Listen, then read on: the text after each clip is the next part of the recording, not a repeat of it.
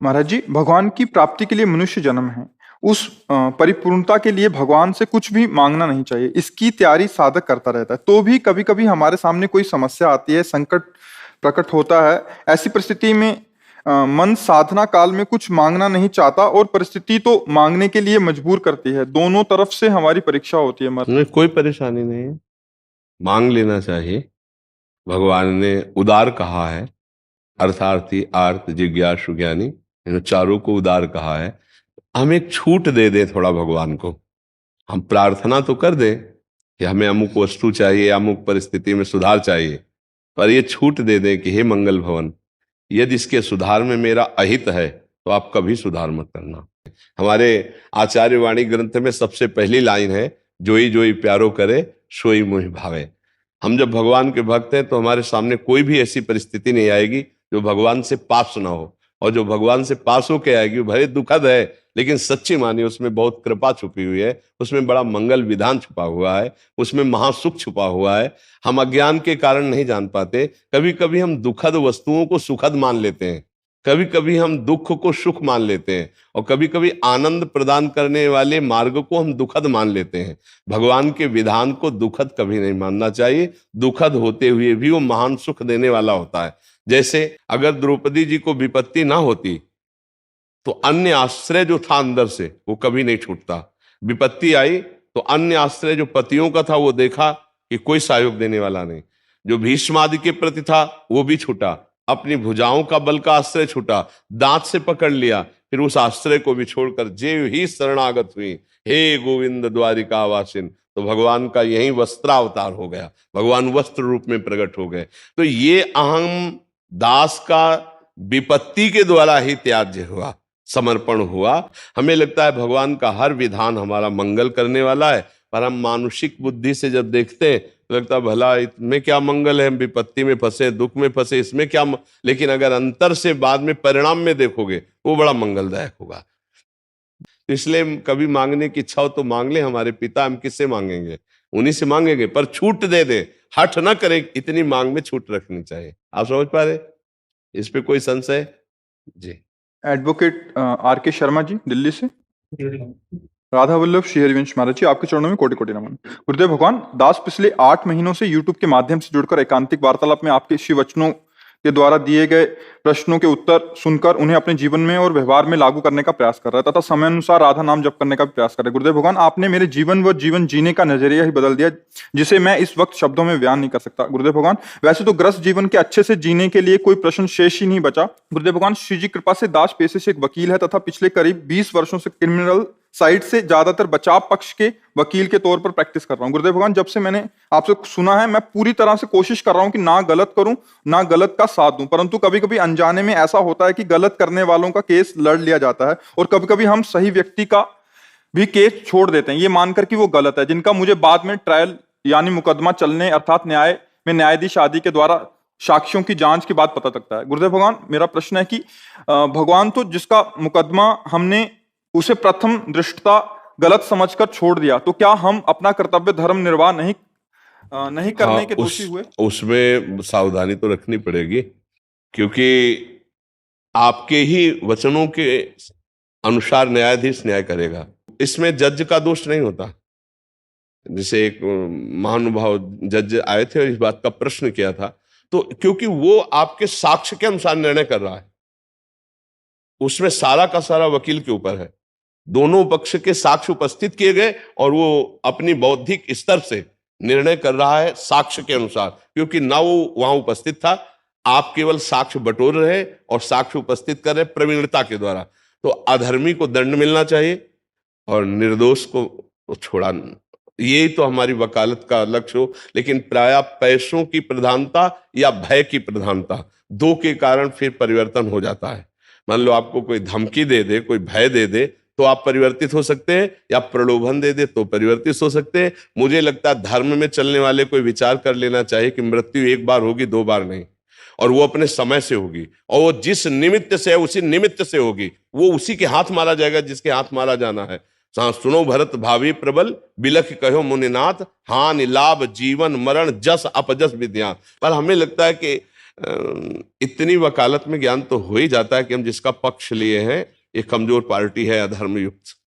तो जब रिलेटेड आ गया था मेरा क्वेश्चन कि अब हमें शख्स के बाद पता चला कि जब फीस तो हम बहुत पहले ले चुके हैं ट्रायल शुरू होने से पहले ही, और जब शख्स केस हुए 2 साल 4 साल बाद तब ये सामने आ रहा वो तो सजा होती है, तो उस अर्थ को जो हम ले चुके हैं फीस के रूप में। Yes, sir. पर जब पता चल जाए, हमें लगता है जब पता चल जाए तब हमें सुधार कर लेना चाहिए।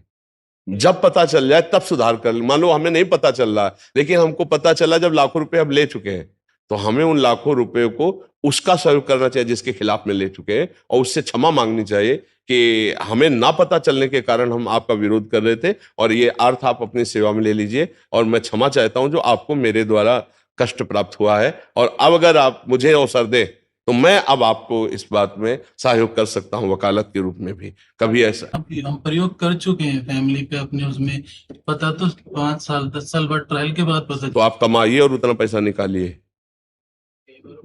नहीं देखो, जो है जैसे मानो कर्जा हमने लिया ना तो हमें देना होगा, ऐसे हमको करना होगा उसको ले। अगर वास्तविक निर्णय पर पहुंचते तो हमको उस पक्ष का सहयोग करना चाहिए। 5 साल लेके हम खर्चा कर चुके तो हम और वकालत करेंगे, अच्छे लोगों का सहयोग करेंगे, और उस अर्थ से लेकर उस व्यक्ति को अगर अभी है वो कहीं कहीं फंसा हुआ है तो हम उसका अर्थ से सहयोग करेंगे और उसका वचन से भी सहयोग करेंगे। अब हमारे ऊपर खर्चा हो चुका है तो उसका दोष तो हमारे ऊपर है ही ना, तो हम उससे मुक्त होना चाहते हैं, तो हम धर्मपूर्वक कमाएं और उतना अर्थ जो हमने लिया उसको दें। नहीं तो देखो, हम आपको सच्ची बताएं, कहीं ना कहीं परिवार में दुर्गति कर देगा, किसी न किसी परिवार के हिस्से में चोट पहुंचा देगा।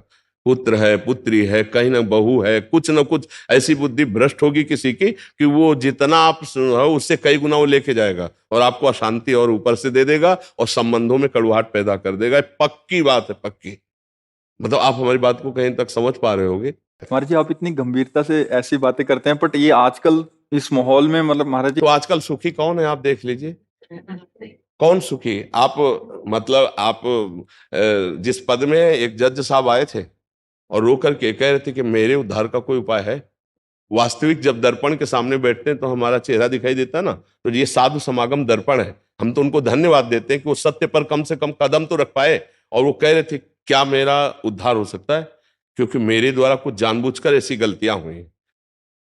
तो अब जब प्रायश्चित के लिए जो कोई तैयार हो जाए तो निश्चित उसका मंगल हो जाता है। गलती सबसे होती है, लेकिन अगर हम तैयार हो गए कि मेरी गलतियों का मार्जन हो जाए तो पक्का मार्जन हो जाएगा, और अगर नहीं तो फिर अवश्य में भोक्तव्यम कृतम कर्म शुभाशुभ। हमारे एक नारायण स्वामी जी जज थे, वो संत बने तो वो इसी बात से बने। जब एक को फांसी की सजा निश्चित कर दी तो वो रो के बोला कि अब सजा तो आपने कह दी, लेकिन फिर भी मैं कहता हूं निर्दोष हूं। तो उनके हृदय में आया कि हे भगवान, क्या ये निर्दोष है? अगर ये निर्दोष है तो साक्ष्य हमारे सामने, हम उनके अनुसार निर्णय कर रहे हैं। हे भगवान, यदि कोई ईश्वर है, कोई परमात्मा है तो मुझे हृदय में संकेत करे, मैं 5 मिनट देता हूं, मुझे संकेत करे कि सही है। 5 मिनट में हृदय में आया कि बिल्कुल सही है, इसका कोई अपराध नहीं है। तो उनका गजब हो गया, मैंने फांसी की सजा दी और निरपराध है। भगवान अंदर कह रहे निरपराध है, तो भगवान मुझे साक्ष्य दीजिए, एक बार मुझे प्रमाणित कीजिए कि यह निर्दोष है। पीछे की अदालतों से फिर जब साक्ष्य एकत्रित होते हुए उसको बचा लिया, इसके बाद इस्तीफा दिया और हिमालय की तरफ गए कि अब मैं अपने जीवन को भगवान के चरणों। अब वो इतने प्रवीण थे कि जिससे कहें कि मैं जज था, मेरे पास प्रॉपर्टी है, मैं सब दूंगा, मुझे दीक्षा दे दो, तो सब कोई तैयार। उनके मन में था कि जो मेरे जज पदवी सुनकर, मेरा ऐश्वर्य सुनकर मेरी तरफ घृणा दृष्टि से देखे, मैं उसको गुरु बनाऊंगा। जो मुझे जज देखकर, मेरी प्रॉपर्टी को देखकर दीक्षा देना चाहे, मैं उसे कभी गुरु नहीं बनाऊंगा। तो ऐसा मिले ही नहीं। तो उन्होंने विचार किया कि अब मुझे भगवान की प्राप्ति करनी है, तो मैं पहाड़ से गिरकर नाथ को अपना जीवन दे देता हूं, प्रभु को जीवन दे देता हूं। ऐसा उनके मन में विचार। तो जे ही पहाड़ में चढ़कर नीचे की तरफ गिरने थे तो पीछे से ऐसे भगवान सर्वव्यापी है और देखा एक संत। तो उनका क्यों ऐसा क्यों करना चाहता है? बोले मुझे गुरु नहीं मिल रहे जो मुझे भगवत प्राप्ति करा सके। तो बोले नारायण नारायण नारायण नारायण, और अंतर ध्यान, बस उन्होंने पकड़ लिया। एक टाट की केवल लंगोटी लगाते थे और नारायण नारायण नारायण नारायण नारायण इतना नाम जप किया कि भाई जी हनुमान प्रसाद पोद्दार जो राधा बाबा जब गीता वाटिका में थे तो जब उनके से मिले तो उनकी नस नस में नारायण नारायण चल रहा था। वो एक नली ऐसे कहीं भी लगा दो, ऐसे पाए और कान में लगाओ तो आपको कहीं से भी सुनाई देगा नारायण नारायण ना, इतना नाम रात दिन नारायण स्वामी जपे कि नारायण में हो। और वो जज स्वामी कहे जाते थे, पहले जज थे, वैराग्य इसी बात से हो गया उनको। तो हमें लगता है हमारा जीवन का लक्ष्य श्री भगवान है। जीने के लिए धन चाहिए, उसके लिए हमारा कोई ना कोई कर्तव्य। हम कहीं किसान हैं, व्यापारी हैं, वकील हैं, जज हैं, ऑफिसर हैं, तो हमें हमारे अधिकारानुसार हमारे परिवार चलाने के लिए आवश्यकता की पूर्ति के लिए भगवान देते हैं। अनावश्यक मांगों के लिए फिर आपको गलत कदम उठाने पड़ेंगे। आवश्यकता की पूर्ति तो हमें लगता है सबकी भगवान करते हैं। क्यों? धर्म से चलो, तुम्हारे जीवन का लक्ष्य केवल धन नहीं है, तुम्हारे जीवन का लक्ष्य भगवत प्राप्ति। मानव जीवन बहुत दुर्लभ मिला हुआ है, ये समाज भगवान का स्वरूप है। अपने अपने पदाधिकार के अनुसार हम समाज की सेवा कर रहे हैं। अपराधी को दंड देना ये भगवान की सेवा है, निरपराध को मुक्त कर देना ये भगवान की सेवा है। चाहे वकील हो या जज हो या कोई हमारा सेना विभाग हो या पुलिस विभाग हो, अपने अपने अधिकार के अनुसार जब कर्तव्य किया जाता है तो यही राष्ट्र सेवा भगवत सेवा बन जाती है। यहां हमको समझना है, पूरी गीता आदेश करती है अपने कर्तव्य का पालन ही सबसे बड़ी यज्ञ है, सबसे बड़ी पूजा है। जो जहां है अपने कर्तव्य का पालन करे।